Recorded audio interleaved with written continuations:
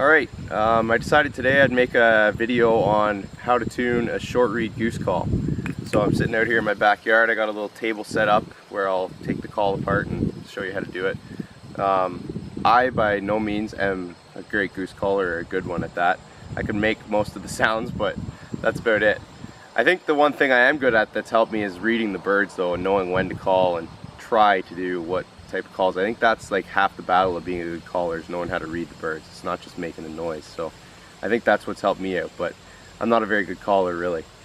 Anyway, I just thought I would do the video though on how to tune it, because I notice a lot of guys that I go out hunting with, they might think that they're not very good, but what I learned was that a ton of it is how the call is tuned. You can have the best goose caller out there, and if this call is tuned wrong, then it's going to sound like crap.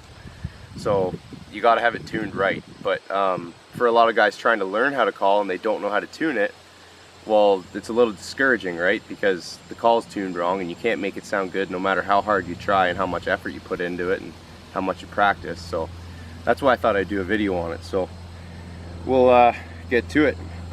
This is the new short reed goose call I got from Nimke Game Calls. The guy who does it, his name is Ross Byers. He does it right out of his house, so it's pretty cool. They're all custom calls, and he makes them like kind of one-off on the lathe.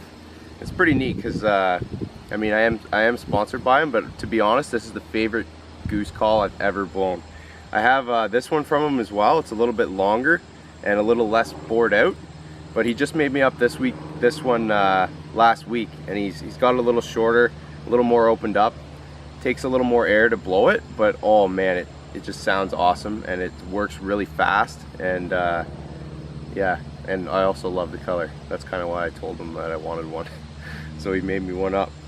But yeah, if you're looking for a new goose call that actually sounds good, and like you're a little skeptical about spending the money, definitely check them out if you're looking to go that route. Because I know when I was trying to learn, you don't want to go out and buy $100 and something call, right? Because you don't even know if you're any good.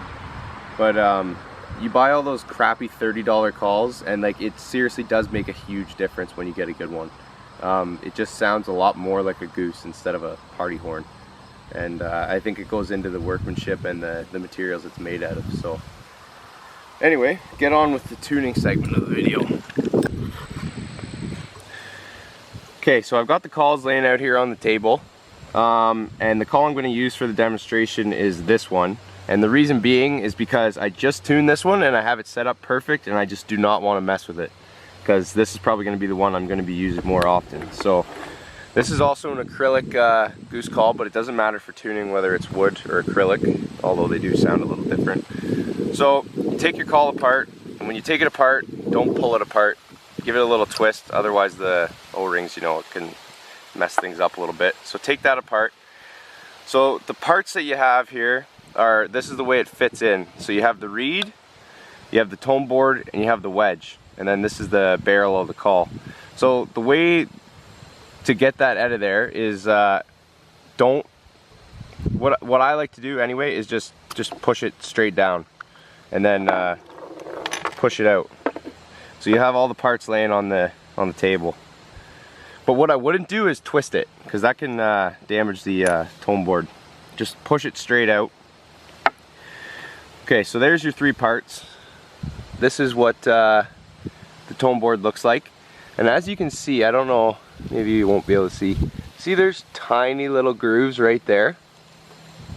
That's because I've used this one quite a little bit, and the reed will actually wear those into the call as you use it, because it goes up and down, right? So it'll actually wear those into the call, and it'll give you more of a range of the sounds you can make. So that's called like a broken gut set, and that'll help you be able to make the call sound a little better, but that just takes time to get it like that. So another thing is, I don't know if all reeds are like this, but I notice one end is more rounded than the other end. So I think it's kind of personal preference which one you use. I've tried both ends, and to be honest, I don't think I'm a good enough caller to distinguish the difference between the differences. But I think for this one, it was set up on the sharper end. Yeah. So the end that was more more rounded, I guess, or yeah. So what I like to do when you start tuning it is the first thing you have to do is you have to check the reed. So you put it in between your fingers. Sorry, I'll make sure you can see it. And you bend it. See how it's bending out that way and not toward me? See how I'll flip it around and it still bends the same way. So what you want to do is when you bend it, you always want the call, or you always want the reed, when you bend it, you always want this side down on the tone board. So you bend it, this side right here, put down on the tone board, like this. So then the next thing you have to line up is the reed and the tone board. You have to have it sitting so that the reed can just go down inside the tone board. It has to just be able to go in there. Like, that's too much of a gap. You've got to have it so that it'll just fit, but it's not touching. Like, that's pretty damn close. Basically, you want as close as you can get it. See? So it'll go down inside, but it won't touch. If it touches, it'll start to sound like crap. So do that, and then what you want to do is on this gut set, he's got a nice line of kind of a starting point. There's a nice line in there of a starting point of where you put the wedge, because the wedge sitting on the reed kind of is what determines the sound in one way. Anyway, so you put your wedge on there. You got the reed sitting there. And I like to kind of grip the sides and move the wedge. That way your reed doesn't move too much. And what I do is I get the reed set up, and we're gonna start off by putting it right on that line. It's kind of hard to do this. See how the wedge is sitting right on that line? I'll make sure that the reed can go down in there as it's sitting there. So I'll kind of grab all three pieces with my thumb, and then I'll adjust the reed from the back, and I'll check it, and I'll make sure it'll go. And I kind of just hold it as far out this way as I can with my fingers, and hold all three pieces together. Then you grab your barrel and you put them all inside, and you just lightly press it in until you feel that it's going to hold. So then what I'll do is I'll check that the wedge is in the right spot. I'll also double check the reed, check that the reed can still go down there, and then I'll grip the reed with my finger, press down together to hold it in the right spot, and with my thumb I'll push in the whole assembly, including the wedge, by my thumb being there. I'll push in the whole assembly to make it tight. Now there's I guess two things, there might be three. Two things that I can think of right now that are going to affect the sound of this call. The one is where the reed is placed, or sorry, where the wedge is placed on the reed. Putting this this wedge further back on the reed is going to make it sound more deeper, a little deeper, but it's also going to be a little less responsive, and it's going to take a little bit more air. Having it forward is going to make it a sharper sounding, higher pitched call, and it's going to be more responsive. Like, to do a cluck, it's going to be a lot quicker to hit another note after you do the first one. The second thing that's going to control the sound a little bit is how much pressure you push the whole assembly into the barrel with, because the tighter the tone board and the wedge squeeze down on the reed, it seems to make it sound a little bit different.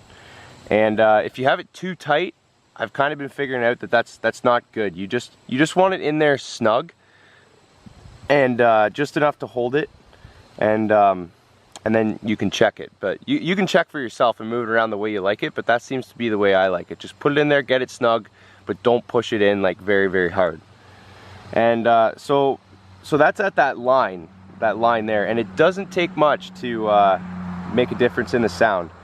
So I think I had this one tuned so that the wedge was sitting back like a 32nd of an inch or a 16th of an inch from that line. And that's the way I was running it before. So I'll put it together here, and I'll give it a go.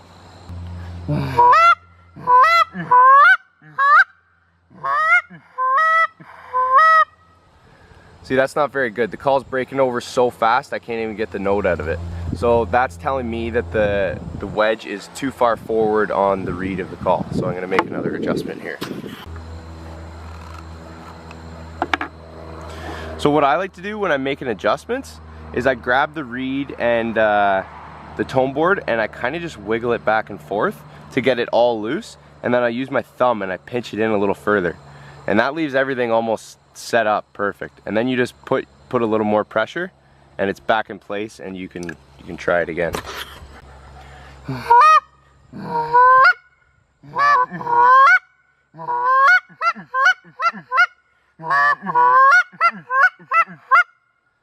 See, that's a little better, but not quite good enough.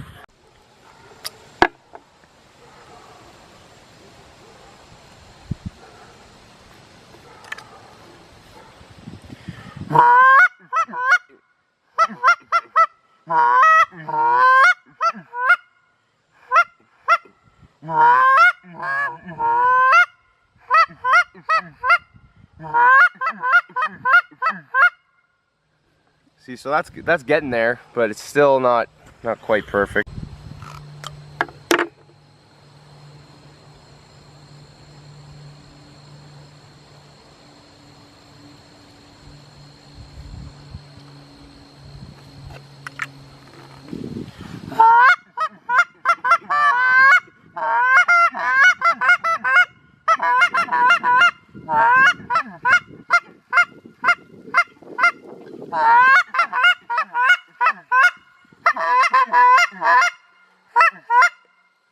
See, so I'm pretty happy with that right there.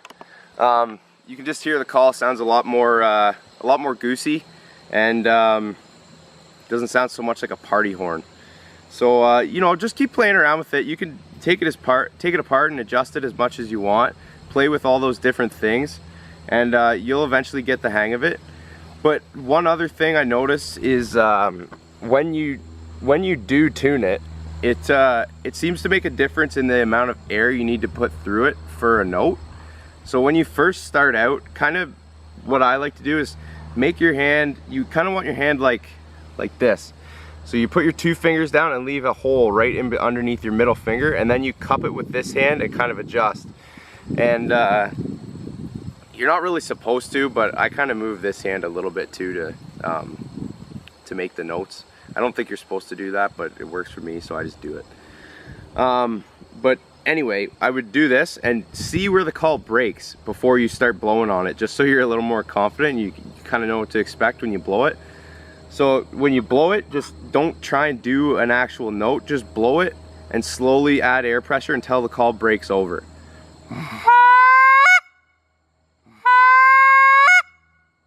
So see, you can hear where it breaks, but if I tuned that different, if I had it tuned up a lot, like when I first put it together, if I had it tuned like that, it would have taken like no air to blow it over. So all I'm saying is, before you go ahead and start going at the thing, just test it out and kind of see where it's at, and then you'll know how to blow it based on the amount of air pressure you have to put through it to make it break over. I'll show you the different sound of this call because I just love the thing.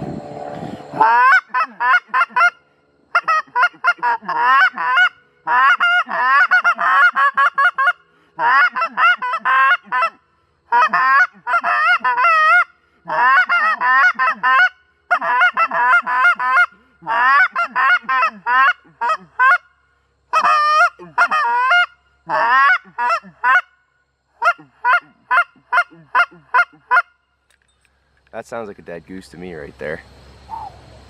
Boom. Also, one other thing I wanted to mention to you guys.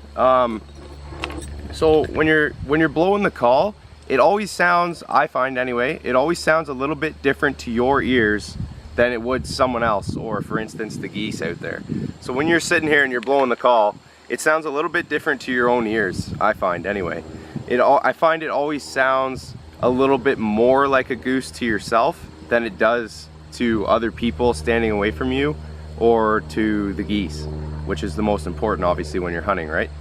So what I like to do sometimes, especially, like, I don't really do it as much anymore because I realize that, and it always, so when I'm tuning it, I know that, okay, if that sounds pretty good, usually it just needs a little bit more rasp, or a little bit more of a goosey sound to it. So what I did at first when I was trying to learn, I would take my camera, or like any type of camera, like your phone or video camera, whatever, and set it up 20 yards away from you and just blow the call for a little bit, and then go listen to your recording and see how you sound, because you're going to remember how it sounded in your head, how it sounded when you were blowing it in your head, and then you're going to know how it sounds from 20 yards away, which is important because they're going to sound different. It's like hearing your voice on camera, you know, it always sounds different. It's the same type of thing. So if you do that, it's definitely going to help you become a better caller. It helped me anyway. So I just thought I would add that in there as a tip, and yeah, I hope it helps out.